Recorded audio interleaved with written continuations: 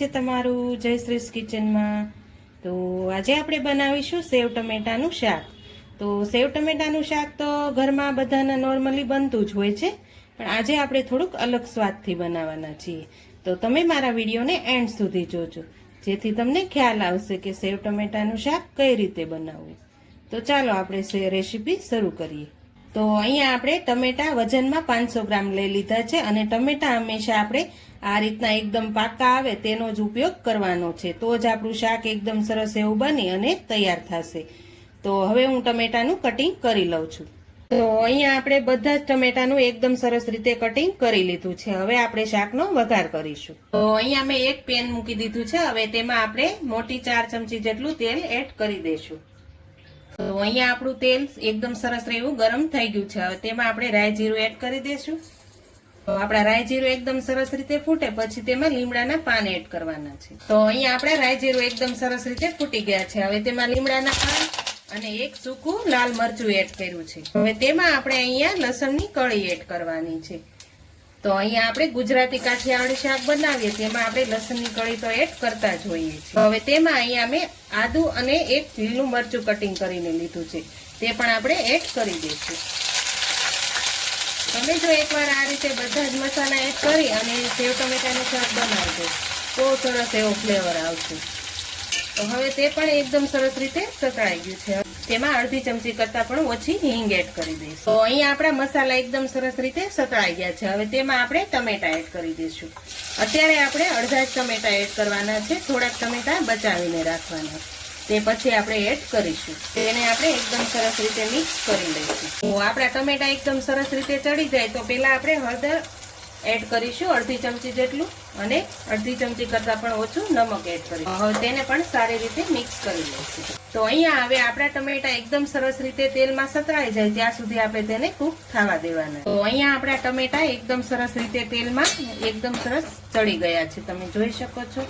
તો આ રીતના આપણે ટમેટાને એકદમ સરસ રીતે ગ્રેવી જેવા ચડવા દેવાના છે। હવે તેમાં આપણે જે વધેલા ટમેટા હતા તે આપણે અંદર એડ કરવાના। આ રીતે શાક બનાવવાનું હોય ને તો ઢાબા સ્ટાઇલ શાક બને છે, અને આનો સ્વાદ પણ ખૂબ સરસ એવો આવે છે।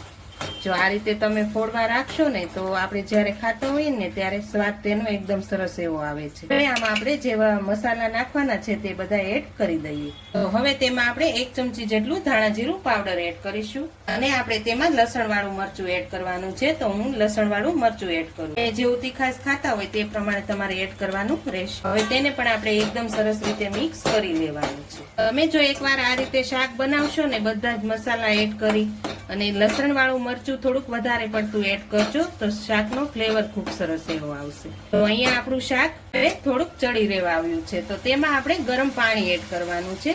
તો હવે હું થોડુંક રસો કરવા માટે ગરમ પાણી એડ કરું છું। તો અહીંયા આપણા ટમેટા એકદમ સરસ રીતે કૂક થઈ ગયા છે, હવે તેમાં આપણે પાણી એડ કરવાનું છે। તો આપણે થોડોક રસો કરવાનો છે, તો શાકની અંદર હંમેશા ગરમ પાણીનો જ ઉપયોગ કરવાનો, જેથી શાકનો ફ્લેવર એવો ને એવો જ રહે, ખૂબ સરસ એવો ટેસ્ટ આવશે।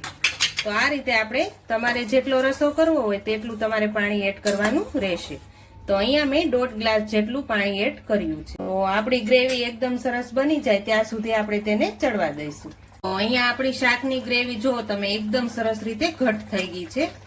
હવે તેમાં આપણે સેવ નાખવાની છે। તો તે પહેલા આપણે અહીંયા થોડીક ટમેટામાં ખટાશ હોય છે, તો હું 1 ચમચી જેટલી ખાંડ એડ કરું છું, તો આપણું શાકનો ફ્લેવર ખૂબ સરસ એવો ટેસ્ટ આવી જશે।